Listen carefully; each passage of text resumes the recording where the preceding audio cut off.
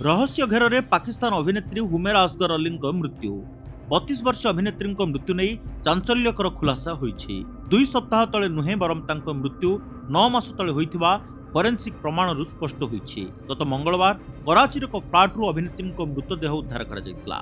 Bill न देबारु तांको flat रो बिजुली काटी दिया जायतिला। तांको रोसे घरे जंक लागिथिबा बासन और एक्सपायरी होई सारिथिबा खाद्य पदार्थ मिलिछि। हुमेरांको परिवार तांको मृतदेह नेबाकू प्रथमे मना कर देथिले। परे तांको भाई नबीद असगर कराची आसी मृतदेह नेइछन्ति। हुमेरा 7 वर्ष तले लाहौर रु कराची आसीथिले।